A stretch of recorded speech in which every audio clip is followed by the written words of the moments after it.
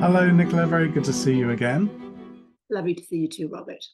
And welcome everybody to Constellations Conversations, where Nicola and I talk about a different theme each time, broadly related to constellations and our work as constellators. I think it's ors, not ers, constellators, constellators. I think that's what we are. Yeah, I agree. So we thought we'd take a theme for today around the idea of the afterlife. And maybe the most fundamental thing as a way into this, Nicola, is to talk about the fact that in constellations, the boundary between the living and the dead seems to be pretty porous. It's not an absolute. And the effects of those who have passed on often continue to impact those who are still living, and sometimes vice versa, actually, although we can talk about how that might work. So maybe that's the sort of first grounding point. And therefore, when we talk about the system, I suppose, we are talking about the system from an ancestral point of view, as well as a in the now point of view. So we're looking at it not just, I think often the word systemic is thought of as just including everything that exists right now, as though it's just spatial. But I think when in constellations we talk about what's systemic, we think temporally as well as spatially. It extends back in time as well as across, as it were, across space. And it's probably those two basic thoughts, the porousness of the boundary between the living and the dead, firstly, and that systemic reach back into the past, that are the kind of principles, perhaps, around which our discussion might kick off. Yes. I think, and we probably would use the word transgenerational in relation to that kind of systemic focus. So we have dimensions as well as width in a way. So I think it's interesting for us just to think for a moment about how this might arise with issue holders or seekers who come to constellations. So often it might be that they present with a sense of not being able to fully embody themselves in their current lives.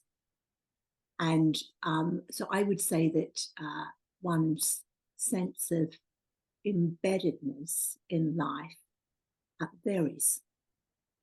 Some people are closer to that porous border that you're talking about, or feel drawn to that porous border, and others are more firmly, planted in the soil. I think that's a great way of describing it. It's as if they are, I mean, if we were to put this in kind of popular parlance, it's as if they're a bit haunted, actually. They're holding something, or there's a space within them which is that of the other who has passed in some way. And people may, they address terms that are used. They're spacey, they're snowflake, whatever. But there's a sense that somehow that groundedness that may come more easily to other people is much harder for them, because they are, in constellation terms, drawn back to transgenerationally unfinished business. Yeah. It reminds me of that paper by Freud on mourning and melancholia. I don't know if you remember that. Don't remember that. Right. Very reductively, what he says is that melancholia, which is a slightly old-fashioned word for what we might call depression these days, or certainly heavy sadness, is nearly always a result of what he calls incomplete mourning.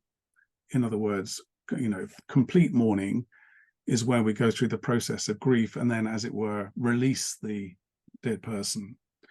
Incomplete mourning is when they're still within us in some way. And he more or less says, all depression can be understood in that lens, like we're holding aspects of other people that don't quite belong to us, and that's the heaviness that arises.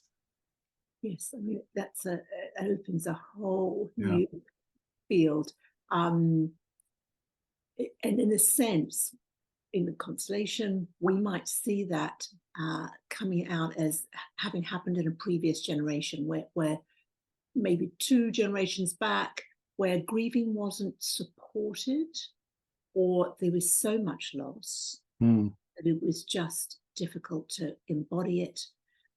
or the individual suffering the loss was very young. Yeah. So perhaps a parent died when they were, 1, 2, whatever, and they just, unless someone has had that experience, I think they find it very difficult to understand what that may have been like for a young child. Yeah. So it's, the dead and loss and entanglements, and even if one's own contemporary life has been quite straightforward, we would look definitely at the ancestral aspect of someone's, inability to ground themselves in life. Yeah. And the other side of that, as it were, on the other side of the porous boundary, insofar as we're talking about the afterlife, we were saying has a number of different aspects to it. So one is the degree of, put it crudely, deadness among the dead.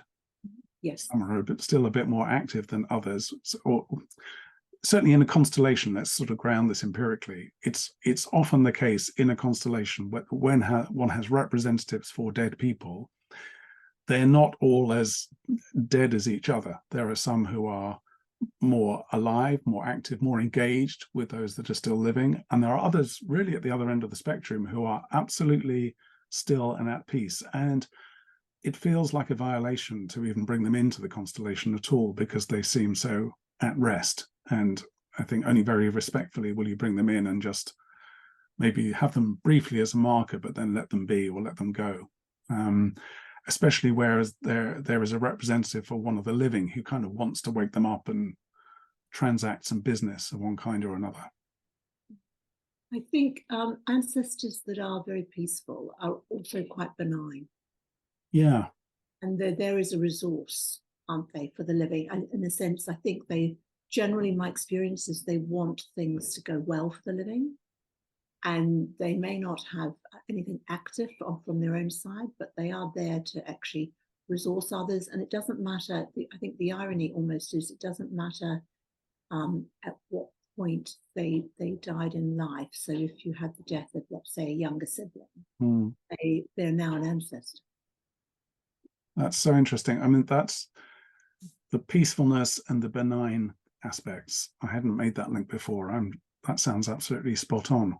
And of course, I find that brilliant insight that even the younger person in life becomes an ancestor once you survive them, essentially. And in a sense, I guess one doesn't understand this until I guess one is there, but the sense that some of the drivers of the personality are much more peaceful in the afterlife, even though there is a whole process, it would appear, in which an ancestor is moving through the processes of that life and coming to that peacefulness. So there is sometimes a perspective about life that is very wholehearted. Yeah. Yes, there is that wholeheartedness. I've noticed when I've gone back in constellations many generations, because typically I think one wouldn't go back in a constellation usually more than 3 or 4. I mean, maybe you practice a bit differently from the way I do, Nicola, but I think it'd be pretty rare to go back beyond great-great-grandparent, for example. And what I've noticed when I have gone further back is that it's not that the information is less reliable necessarily, but there seems to be something a bit more diffuse that occurs, like themes rather than individuals seem to become more prominent, as though things get a bit dispersed. I mean, I think I once ran a constellation for a man with a famous family business that was set up in the 19th century by his, what were they, great-great-grandparents, I think it must have been. And the information there was reliable. They seemed as active and as precisely drawn as anybody representing in a constellation. But when I've gone back further than that, it seems, it becomes a bit diffuse. And my rule of thumb here is that constellations give us about a century's worth of sort of precisely contoured data. And beyond that, we get something a bit more themey, culture-y, generally. I don't know if you've observed anything similar. I mean, I think it's interesting. The example you're giving is one about a family business. It's a family business that has continued. So you're dealing with the founders. So there is a sort of crispness to that. Yes. And a common thread that is running forward. I think Bert, in his learning from Zulu tribes, talked about 7 generations back and 7 generations forward. I didn't know that. That would make sense. Yeah. As a realm, though I know people who are able to contact, levels much further back than that. So I think we're dealing with a range of elements, one of which is that the issue holder or seeker has knowledge about up to the level that you're talking about. Knowledge of who was present and a little, perhaps a tiny bit about their life. Obviously, people with ancestry that's more in the public eye can take it back further, but there's less narrative information from the family. But sometimes one can work in a way, I'm sure you do the same, where you bring in the ancestors that are relevant without actually knowing what generation they are. It's a different technique and a different way of doing it. But if there doesn't seem to be any sort of leverage or contact, that is a way of doing it, of bringing in what is necessary and not bringing in what is unnecessary. It reminds me of another constellation I ran actually fairly recently. I think we went back about, let me think. I was trying to identify the origin of this particular symptom in the issue holder. And it was tricky because although there were things in the parental and grandparental generation that were contributing to it, they weren't really decisive. So I began a kind of sort of regress and just went back and back and back. And of course, the issue holder had no information and I didn't have the information, but all I was trying to do was just locate. And so we lined up, I think it was a maternal line, if I remember correctly. And lo and behold, as soon as we put in, the problem personally, it's almost like they lit up like on a switchboard or something, ding, that's where it is. And the point about that then in the constellation was not that there could be a deep interaction between that generation and the present generation, but that it enabled what in constellations, as you know, is a very standard trope or move, which is simply a handing back. I hand this back to you, I take it back. And that was enough, actually. It was kind of a contentless marking of, yes, it started here with me, now it's time to take it back. And I think there's ancestors that have gone through maybe the original event or something similar. They are a resource once they're on the other side, very much a resource for the issue holder or seeker, because they're out of life. They're, in a sense, they may have a connection to that entanglement, but they're not living it. Yeah. And I think that can be incredibly important. It takes away the loneliness for the issue holder and seeker. The sense we have both had our hands on this rope that's run through our family history. And so I'm not actually alone with it. Perhaps it's possible, we would say, for it to end here. And it's something to be laid to rest. I love that metaphor of we've all had our hand on the rope, through those generational lines. Your point again about the resourcing potential of those in the afterlife and their benign intent, often usually benign intent, is striking for me at a slightly more metaphysical level, because I think there is generally that willingness on the part of those who come before for the life of those who come after to go well. They're not neutral about it.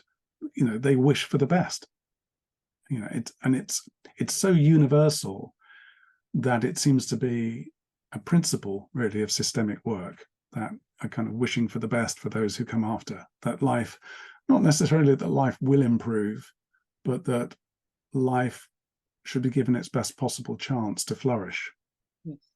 And I think this might be a subject for another conversation, but I was thinking about ancestors who may have, in contemporary sense, done wrong,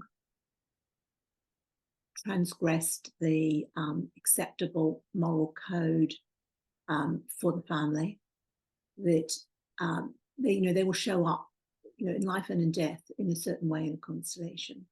And it's, I think when we're working with the issue holder and client, there is a really robust, maybe even rubbery family narrative around this ancestor, that everything about them was bad, wrong, and something to be ashamed of. But actually, often they're still a parent. They're still a portal through which life has flowed, and descendants, have appeared. So we're dealing with a few elements there with our issue holders and seekers. Just how can that ancestor who lived the life that they did still have a place in the family and their kind of flow be included? And I'm sure we've come across that many times as well. Yeah. And again, I was thinking of another sort of specific constellation about a dead grandfather, who was a larger than life figure, wealthy, powerful, made everybody reliant upon him because he would fund everything, pay all the school fees and buy people houses, and, wealthy, central alpha male. And his effect obviously still continued into the later generations, partly because of the financial endowments and all the rest of it. And in his case, it was quite interesting, actually. We had to make a separation between power and strength, because his power was disabling those who came after him. But once he recognized that he could be strong without this power, everything kind of became free again. And it's a distinction I've thought about a little bit anyway, the difference between power and strength. It seems to me that strength is an inner quality and power is more of a set of accoutrements, usually around holding sway over other people or money, that are generally exterior things that one acquires. But strength is a kind of inner quality.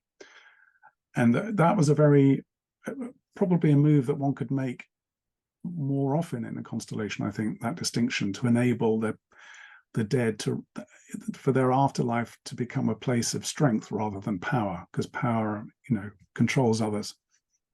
Fantastic differentiation. So power is often quite closely related to dominance.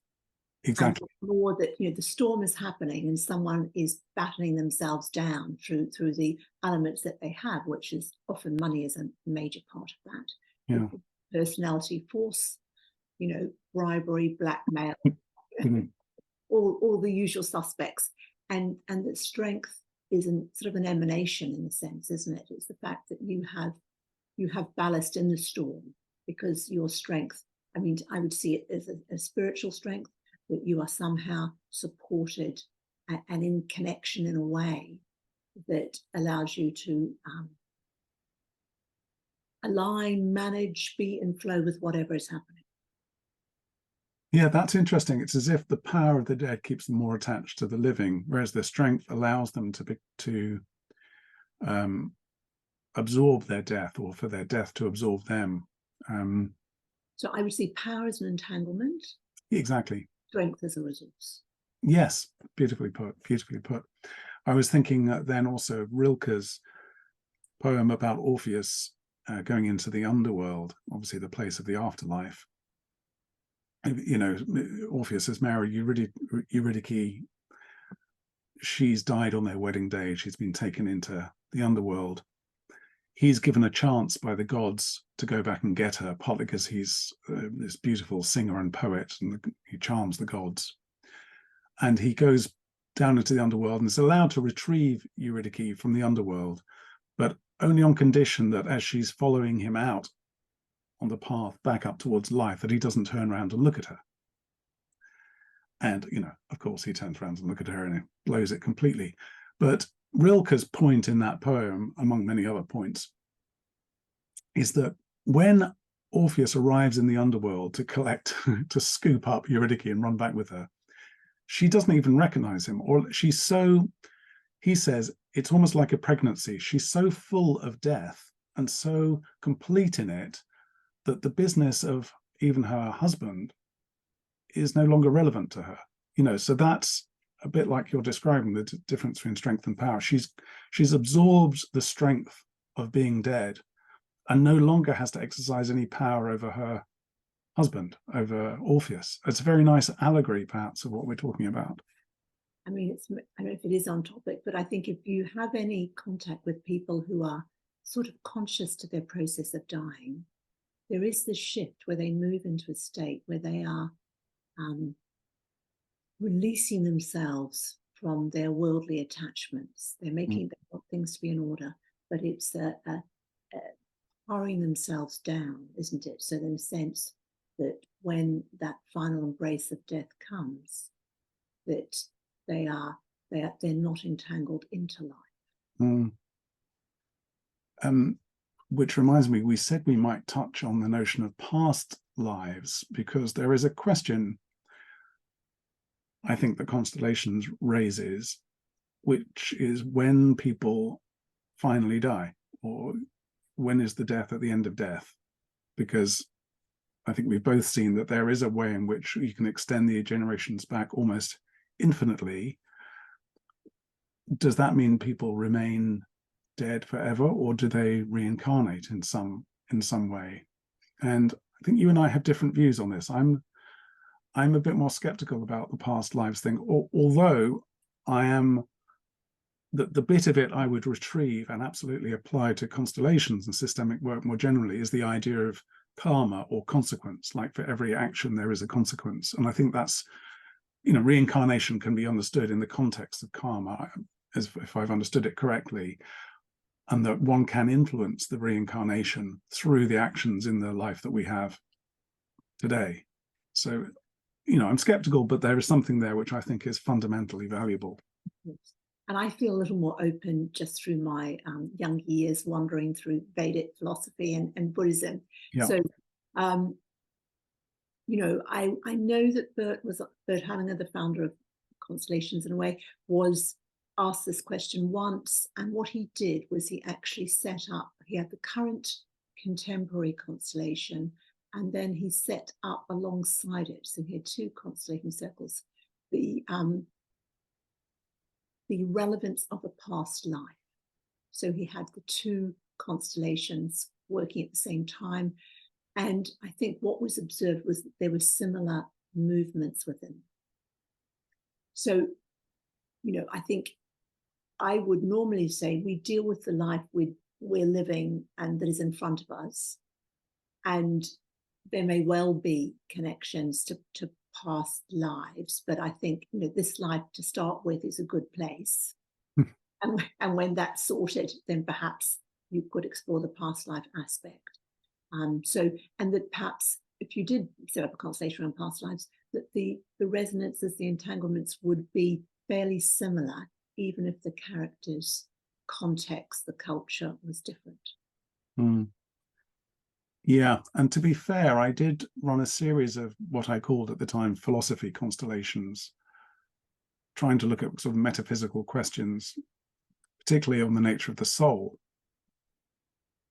And it wasn't conclusive, but it did seem, first of all, the soul always wanted to attach itself to a body. That was the first major insight for me, because I rather idealized or fantasized about the soul as being just this thing which can float off. But no, it was always grounded in the body. And whenever you had a soul there, it was seeking a body, which I found fascinating.